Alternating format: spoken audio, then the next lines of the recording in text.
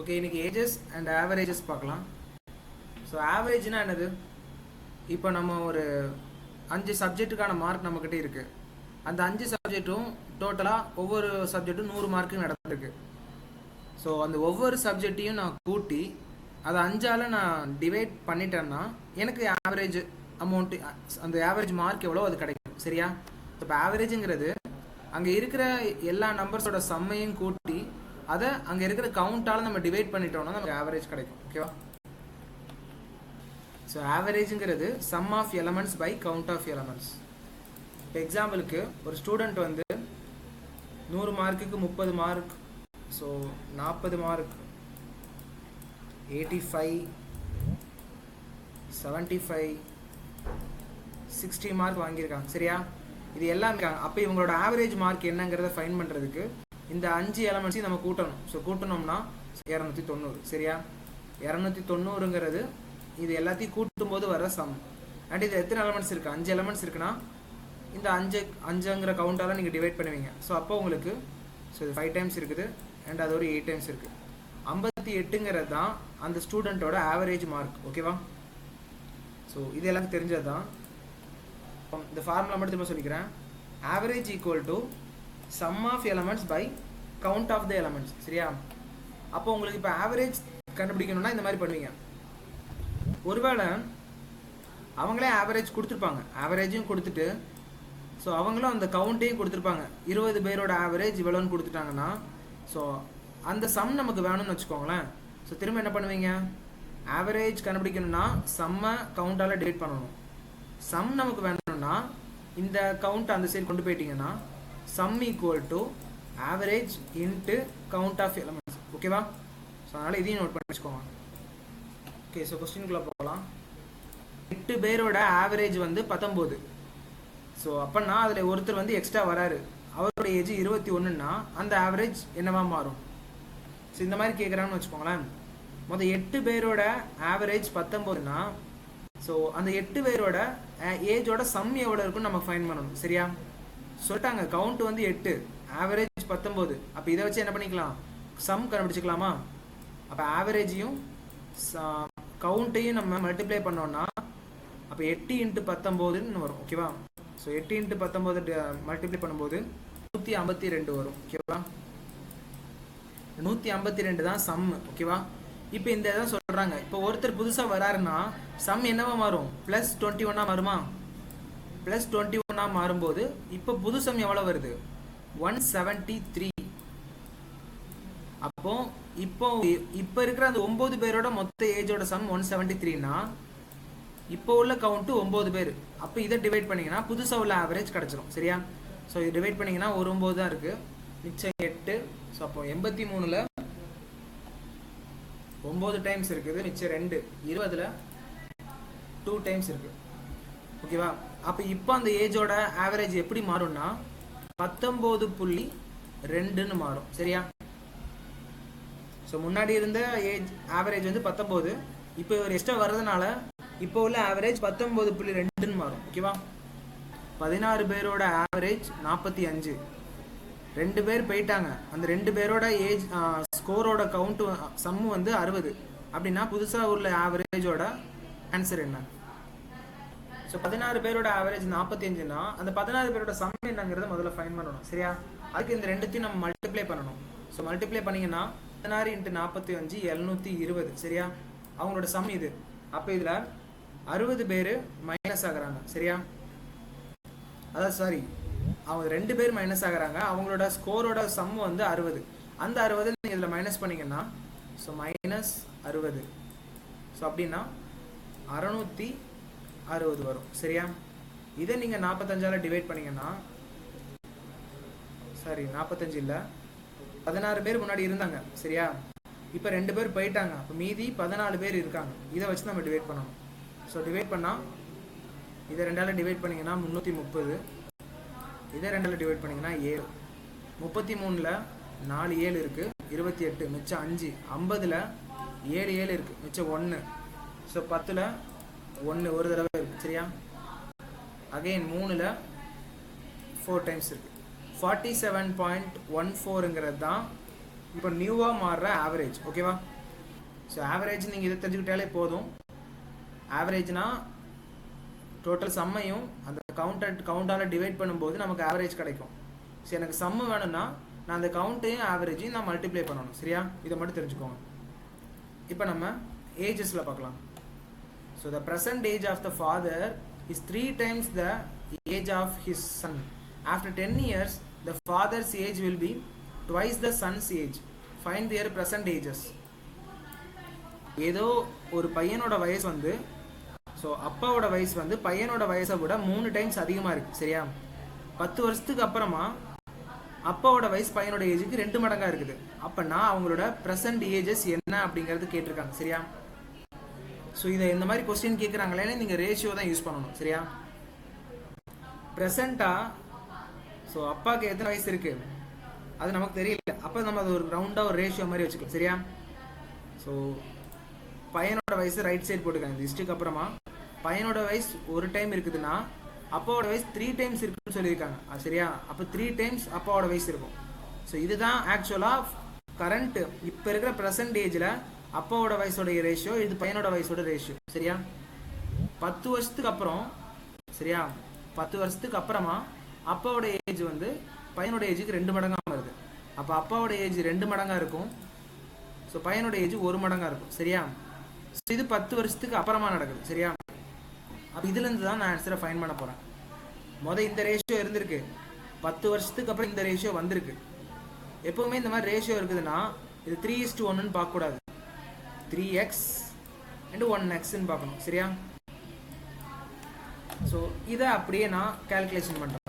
இந்த மாதிரி இஸ்டில் இருந்துச்சுன்னா 3x:1xன்னு இருந்துச்சுன்னா அதை நம்ம எப்படி எழுதிக்கலாம்? 3x by ஸோ 1x தானே, அதுக்கு நம்ம வெறும் x கூட போட்டுக்கலாம்ல, எக்ஸ்ன்னு எழுதிக்கலாமா? ஸோ இதுதான் ஆக்சுவலான மதிப்பு. இப்போ என்ன கேட்குறாங்கன்னா இவங்க 2 பேரோட ஏஜையும், ஸோ 10 வருஷத்துக்கு அப்புறம் யோசிச்சு பாருங்க, இவங்களோட ஏஜ் வந்து இதோ 3 மடங்காக இருக்குது, இவங்களோட ஏஜ் 1 மடங்காக இருக்குது. இதோட ஏஜ் கூட ஏதோ ஒரு நம்பரை, சேம் நம்பரை மல்டிப்ளை பண்ணோம்னா அவங்களோட கரண்ட் ஏஜ் கிடைக்கும். சரியா? யோசிச்சு பாருங்க, இந்த கரண்ட் ஏஜ்லேருந்து 10 வருஷத்துக்கு அப்புறம் சொல்கிறாங்க. அப்போ இப்போ அவங்களோட கரண்ட் ஏஜ் 3x, அது ஏதோ ஒரு அமௌண்ட். 10 வருஷத்துக்கு அப்புறம் அவங்களோட ஏஜ் என்னவா இருக்கும்? ப்ளஸ் ஒரு 10. ஓகேவா? ஒரு 10 ஏஜ் எக்ஸ்ட்ரா இருக்கும். ஓகேவா? அதே மாதிரி இங்கே பையனுக்கும் 10 வயசு எக்ஸ்ட்ரா இருக்கும். சரியா? 10 வருஷத்துக்கு அப்புறம் அப்பாவுக்கும் 10 வயசு எக்ஸ்ட்ரா இருக்கும், பையனுக்கும் 10 வயசு எக்ஸ்ட்ரா இருக்கும். அப்படி இருக்கும்போது ஸோ ரேஷியோ எப்படி மாறுது? 2x by xன்னு மாறுது.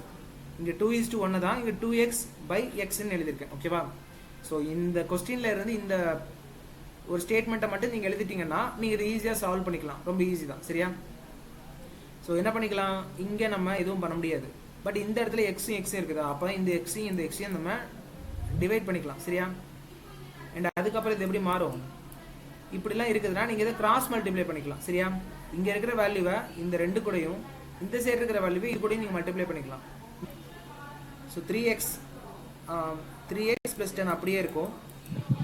ஸோ ஈக்குவல் டு இந்த சைடு 2 இருக்குது, அப்போ இந்த சைடு இந்த 2-ஐ கொண்டு போங்க. அப்போ எப்படி மாறும்?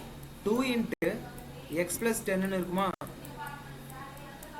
இதை எப்படி எழுதிக்கலாம்? 2 × x + 10னா இந்த 2-ஐ வச்சு இந்த x கூட மல்டிப்ளை பண்ணணும், அண்ட் இந்த 2-ஐ வச்சு இந்த 10 கூட மல்டிப்ளை பண்ணணும். சரியா? அப்படி பண்ணிங்கன்னா 2x = 20ன்னு இருக்குமா? இப்போ இங்கே இருக்கிற எல்லா வேல்யூஸையும் எடுத்து இந்த சைடு கொண்டு வாங்க. இங்கே 3x இருக்குது, இங்கே 2x இருக்குது. இங்கே உள்ள 2x இங்கே வரும்போது 3x - 2xன்னு மாறுமா? இங்கே உள்ள 2x இங்கே வருது, ப்ளஸ் 2x ஈக்குவல் இந்த சைடு வரும்போது -2x மாறிடும். அதே மாதிரி இங்கே 10 இருக்குது, இங்கே +10ன்னு இருக்குது, அந்த சைடு போகும்போது -10ன்னு ஆயிரும். இங்கே ஆல்ரெடி 20 இருக்குது, அது கூட 10 மைனஸ் பண்ணோன்னா ஒரு வேல்யூ வரும். சரியா? அப்போ எக்ஸோட வேல்யூ 10ன்னு வரும். சரியா? ஸோ எக்ஸோட வேல்யூ கிடச்சிருச்சு. அதை அப்படியே இங்கே வந்து சப்ஸ்டியூட் பண்ணிடுங்க. சரியா? கரண்ட்டாக அப்பாவோட வயசு 3 மடங்கு இருக்குது, பையனோட வயசு 1 மடங்கு இருக்குது. அப்போது அப்பாவோட வயசு வந்து 3x, 1x 10னா 3x 30, அப்பாவோட ஏஜ் 30, பையனோட ஏஜ் 10. சரியா? இதுதான் ஆன்சர். ஓகேவா? திரும்ப சொல்கிறேன். ஸோ அப்பாவோட ஏஜ் 3 மடங்கு இருக்குது, பையனோட ஏஜ் 1 மடங்கு. அதான் நம்ம ரேஷியோவில் எழுதிக்கிட்டோம். 3x is to 1x எழுதிக்கிட்டோம். 10 வருஷத்துக்கு அப்புறம் இது 2:1 மாறுது. சரியா? அப்பாவோட ஏஜ் 2 மடங்கு இருக்குன்னா பையனோட ஏஜ் 1 மடங்கு இருக்கும். அதை அப்படியே இந்த ஈக்குவேஷனாக மாற்றிருக்கோம். ஸோ இந்த மாதிரி இஸ்டில் இருக்குதுன்னா 3x/x அது மேலேயும் கீழேயும் 10 நம்ம ப்ளஸ் பண்ணும்போது 10 வருஷத்துக்கு அப்புறம் உள்ள அந்த ரேட் கிடைக்கும். 10 வருஷத்துக்கு அப்புறம் அவங்களோட ரேஷியோ ஸோ 2x/xன்னு இருக்குது. சரியா? அப்போ இதை அப்படியே நம்ம சிம்பிளிஃபை பண்ணிட்டோம்னா ஆன்சர் வந்துடும். எக்ஸையும் டிவைட் பண்ணிக்கிட்டோம் அண்ட் இதை கிராஸ் மல்டிப்ளை பண்ணிக்கிட்டோம். கிராஸ் மல்டிப்ளை பண்ணும்போது இங்கே இருக்கிற 1 அந்த சைடு போகும்போது மல்டிப்ளை பண்ணால் சேம் தான். இந்த சைடு 2 போகும்போது மல்டிப்ளை பண்ணும்போது 2x + 20 2x இந்த சைடு கொண்டு வந்துட்டோம் ப்ளஸ் 10 அந்த சைடு கொண்டு போயிட்டோம். அப்படி கொண்டு போகும்போது இதை சிம்பிள் பண்ணால் x, இதை சிம்பிள் பண்ணால் 10. எக்ஸோட வேல்யூ 10ன்னு கண்டுபிடிச்சாச்சு. அப்போ 3x தான் அப்பாவோட ஏஜ், 1xங்கிறது பையனோட ஏஜ். 3x 30, பையனோட age 10. The ratio of the present age of A and B is 4:5. 5 years ago, the ratio was 3:4. Find their present ages. இதுவும் அதே மாதிரி தான். சரியா? போன கணக்குலேருந்து ரேஷியோ நம்மளே கண்டுபிடிச்சோம். இதில் அவங்களே ரேஷியோ கொடுத்துருக்காங்க. சரியா? ஸோ ப்ரெசன்ட் ஏஜஸில் 2 பேரோட ஏஜ் வந்து 4:5ன்னு இருக்கு. இது 4:5ன்னு எடுக்கக்கூடாது, 4x 5xன்னு எடுக்கணும். புரியுதா? ஆக்சுவலாக அவங்களோட ஏஜ் வந்து அது கூட ஏதோ ஒரு நம்பரை ப்ளஸ் பண்ணும்போது நமக்கு கிடைக்கும். 5 வருஷத்துக்கு முன்னாடி, சரியா, 5 வருஷத்துக்கு முன்னாடி அவங்களோட ஏஜோட ரேஷியோ 3:4ன்னு இருக்கு. சரியா? அப்போ 3x 4xன்னு இருக்கும். இதை அப்படியே ஈக்குவேஷனுக்கு மாற்றுங்க. சரியா? 4x/5x அப்படின்னா 4x/5x. ஸோ இதில் 5 வருஷத்துக்கு முன்னாடி சொல்லிட்டாங்க, அப்போ -5. சரியா? இங்கேயும் -5 ஈக்குவல் டு 5 வருஷத்துக்கு முன்னாடி அவங்களோட ரேஷியோ 3x/4x இருந்திருக்கு. ஓகேவா? ஸோ கொஸ்டின்லேருந்து இந்த ஸ்டேட்மெண்ட்டை மட்டும் எழுதிட்டீங்கன்னா இதுக்கப்புறம் ஈஸி. சரியா? எக்ஸையும் டிவைட் பண்ணிடுங்க. ஸோ இந்த 4 வச்சு அங்கே டிவைட் பண்ணணும். இந்த 3 அப்புறம் இந்த 5x - 5 அப்படி இந்த சைடு கொண்டு போயிருங்க. சரியா? இங்கே டிவைடில் இருக்கிறது இந்த சைடு போகும்போது மல்டிப்ளிகேஷனாக மாறிடும். அதே மாதிரி இங்கேயும் இதே தான். 4 இந்த சைடு கொண்டு போனீங்கன்னா 4 × 4x - 5ன்னு மாறுமா? So 4 × 4x - 5 equal to 3 × 5x - 5. இதை மல்டிப்ளை பண்ணுங்க. 4ஐயும் 4xையும் மல்டிப்ளை பண்ணோம்னா 16x -4 × 5 வந்து 20. 3ஐயும் 5ஐயும் பெருக்குனா 15x. 3ஐயும் 5ஐயும் பெருக்குனா -15. ஓகேவா? இப்போ எக்ஸை மட்டும் இந்த சைடு கொண்டு வாங்க. அப்போ 16x -15x ஈக்குவல் டு -20 அந்த சைடு கொண்டு போங்க. அப்போ அது ப்ளஸ் ஆயிடும். அப்போ +20 -15 மாறுமா? அப்போ இதில் மைனஸ் பண்ணோம்னா ஒரு எக்ஸ் தான் இருக்குது. அப்போ X equal to, so minus பண்ணோம்னா 5. சரியா? எக்ஸோட வேல்யூ 5. அது அப்படியே போட்டிங்கன்னா பர்சன்டேஜ் கிடச்சிடும். எக்ஸோட வேல்யூ 5னா 4xோட வேல்யூ 4 × 5 20. ஸோ 5 × 5னா 25. சரியா? ஸோ ப்ரெசண்ட்டாக ஏவோட ஏஜ் 20, பியோட ஏஜ் 25. சரியா? அவ்வளோ. Present age of a mother is 4 times the age of her daughter. அப்போனா ப்ரெசண்ட்டில் மதருக்கும் டாட்டருக்கும் உள்ள ரேஷியோ என்னது? யாராவது சொல்லுங்க சார். 4:1 வரும். யா, 4:1. சரியா? Okay, 4:1. After 8 years the mother will be 3 times as old as the daughter. அப்படின்னா 8 வருஷத்துக்கு அப்புறம் அந்த ரேஷியோ எப்படி மாறுது? 3:1. யா, 3:1. சரியா? அவ்வளோதான். இதை மட்டும் நீங்கள் கொண்டு வந்துட்டீங்களானே ஆன்சர் வந்துடும். சரியா? இதை அப்படியே சம்மில் போடுங்க. அப்போது இதை 4x/xன்னு எழுதிப்பீங்க. ஸோ +8னா இங்கேயும் +8, இதுலேயும் +8. ஸோ ஈக்குவல் டு இங்கே 3x அண்ட் இங்கே ஒரு x. சரியா? இந்த ஈக்குவேஷனை மட்டும் நீங்கள் கொண்டு வந்துட்டாலே ஸோ நீங்கள் ஆன்சர் ஈஸியாக கொண்டு வரலாம். சரியா? இதெல்லாம் இப்போ நம்ம டிவைட் பண்ணி பார்த்தோம்னா நமக்கு ஆன்சர் கண்டுபிடிச்சிடலாம். எக்ஸையும் டிவைட் பண்ணிவிட்டு ஸோ அதை அங்கே மல்டிப்ளை பண்ணணும் அண்ட் இங்கே உள்ளது இந்த சைடு மல்டிப்ளை பண்ணணும். சரியா? ஸோ அப்படி போட்டு பார்த்துடலாம். எக்ஸை வச்சு நாங்கள் 1 வச்சு மல்டிப்ளை பண்ணால் அதே தான். 4x + 8 ஈக்குவல் டு இங்கே இருக்கிற எக்ஸ் ப்ளஸ் எயிட் அங்கே கொண்டு போய் மல்டிப்ளை பண்ணால் ஸோ அங்கே 3 தான் இருக்குது. அப்போ 3 கூட எக்ஸை மல்டிப்ளை பண்ணும்போது 3x, 3 8 கூட மல்டிப்ளை பண்ணால் 24. ஓகேவா? ஸோ 24 அப்படியே இங்கிட்டு கொண்டு வந்துடுங்க. இல்லை 24 தான் இதுலேயே பெரிய வேல்யூ, அது அங்கேயே இருக்கட்டும். 4x 3x இங்கே கொண்டு வந்தால் 4x மைனஸ் 3x வந்து எக்ஸ் ஆயிரும். 24 இந்த 8 அந்த சைடு கொண்டு போனால் ஸோ 24 மைனஸ் 8ன்னு மாறும். அப்போ 16 மாறும். சரியா? எக்ஸோட வேல்யூ 16. அப்படின்னா 4xன்னா அவங்க அம்மாவோட ஏஜ் வந்து 4 × 16 40 24 தான். அம்மாவோட ஏஜ் 64. So டாட்டரோட age 16. ஓகேவா? இதுதான் answer. The sum of the present ages of the father and son is 50 years. 5 years ago, the father was 4 times as old as the son. Find their present ages.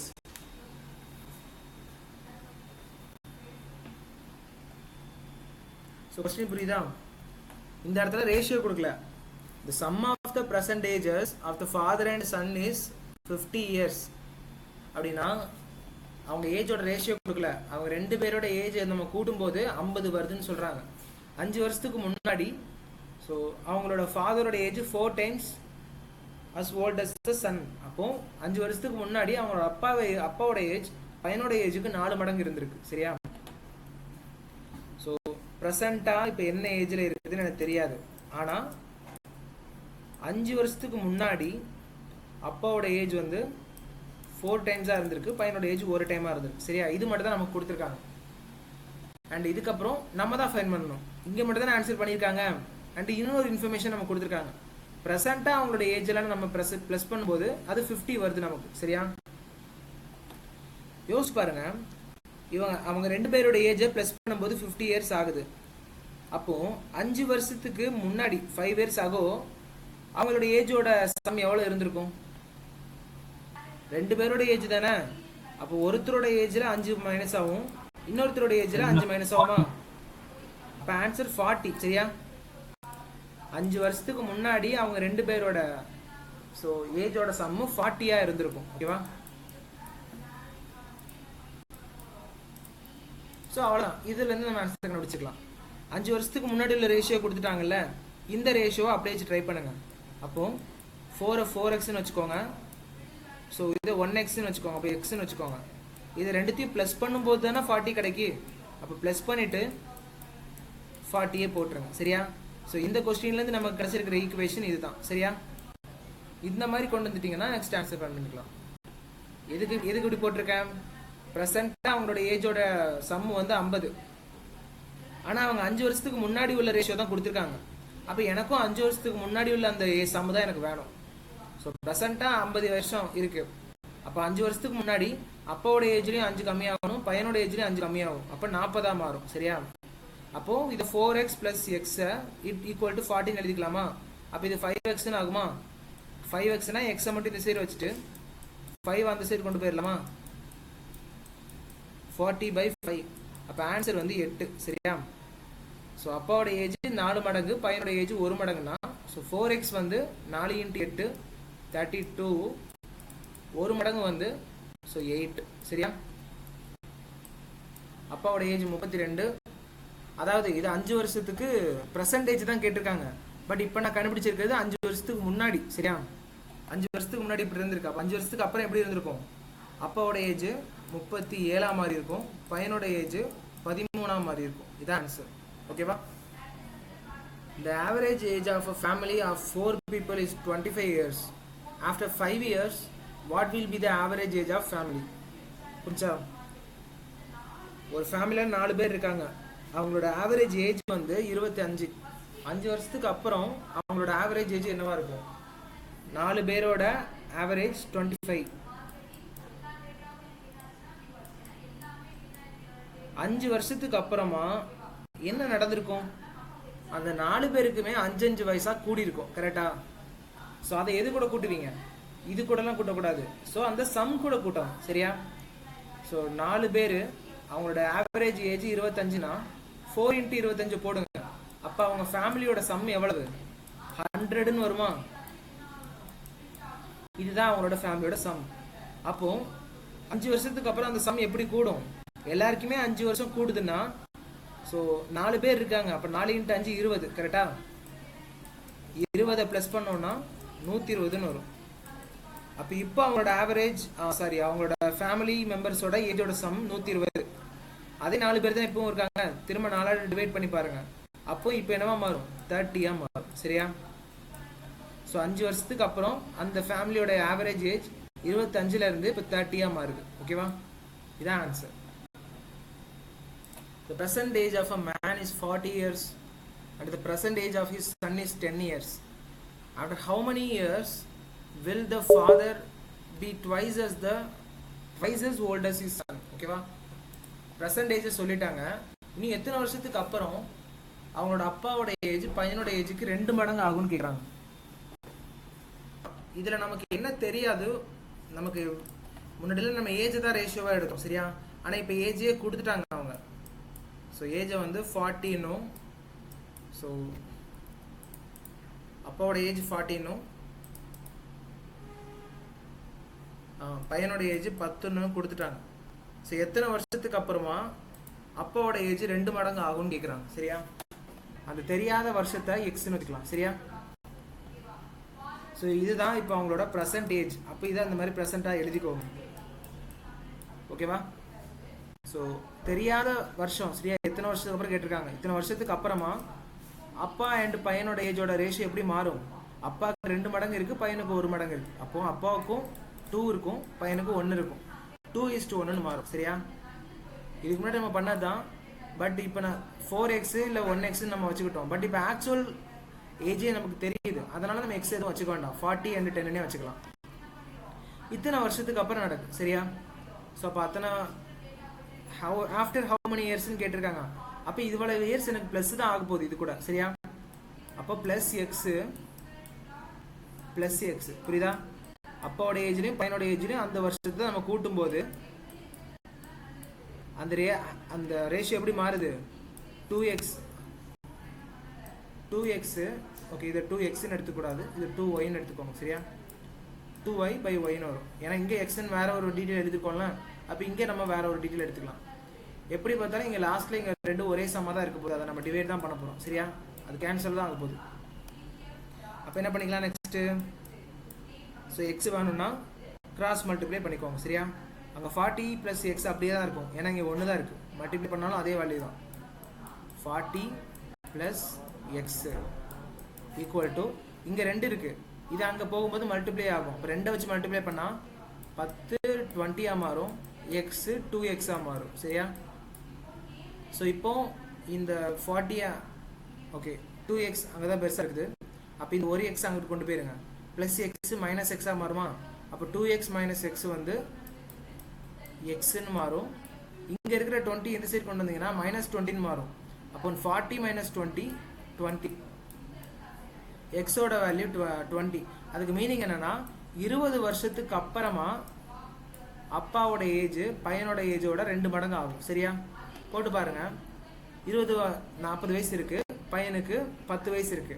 20 வருஷத்துக்கு அப்புறம் அப்பாவோட age 60ன்னு இருக்கும், பையனோட age 30ன்னு இருக்கும். சரியா? இந்த 30ங்கிறது இந்த 60ல் 2 மடங்கு தானே.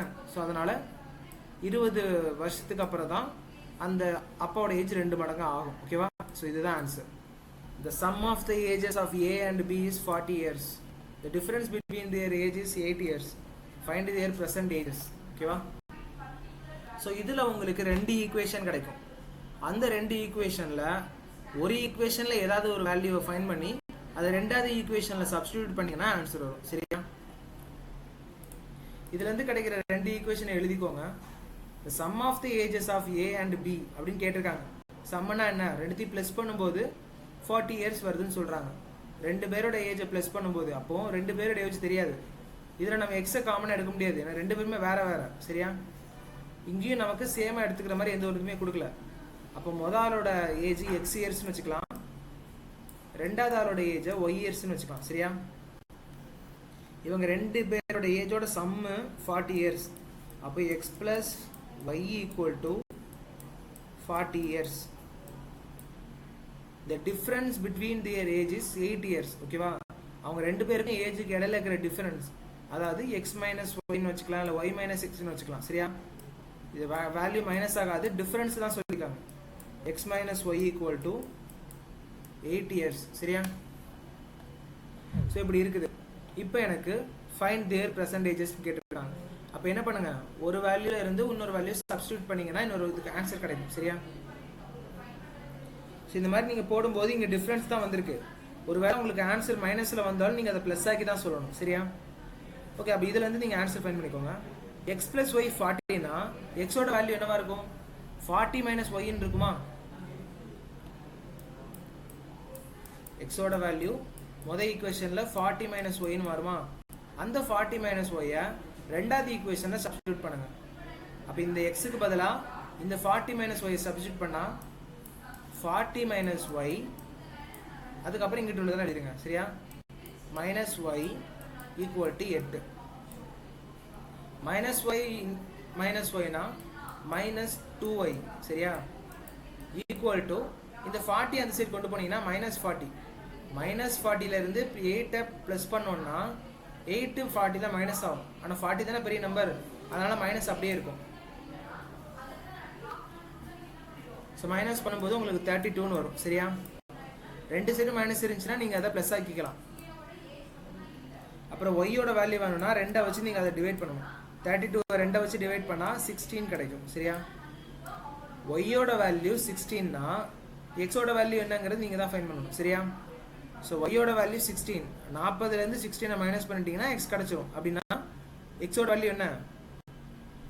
ஸோ 40லேருந்து 16 மைனஸ் பண்ணால் 24. எக்ஸோட வேல்யூ 24. ஓகேவா? அப்போ எக்ஸோட வயசு 24, ஒய்யோட வயசு 16. இதுதான் ஆன்சர்ஸ். ஓகேவா?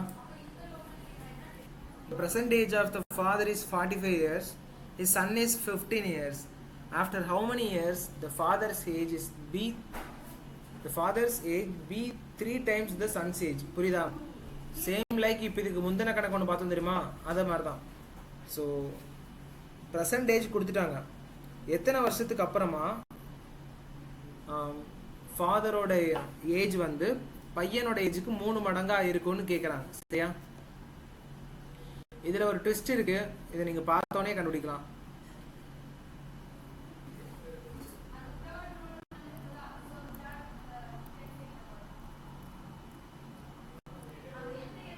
ஓகேவா?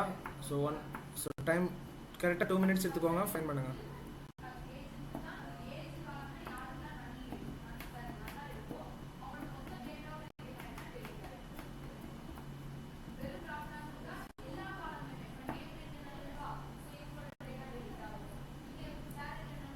யா 0 இயர்ஸ் தான் ஆன்சர். சரியா? ஸோ எப்படின்னா நல்லா பாருங்க, ஆல்ரெடி எப்படி தான் இருக்கு. அப்பாவோட ஏஜ் 45, பையனோட ஏஜ் 15. ஆல்ரெடி அப்பாவோட ஏஜ் 3 மடங்காக தான் இருக்கு. சரியா? அதனால இதுக்கப்புறம் அதை ஃபைன் பண்ணணும் அவசியம் இல்லை.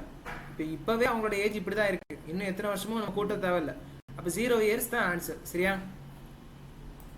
ஸோ அதே ஃபார்முலா போட்டு பண்ணிங்கனாலும் உங்களுக்கு 0 தான் ஆன்சராக வரும். சரியா? Answer 0 years.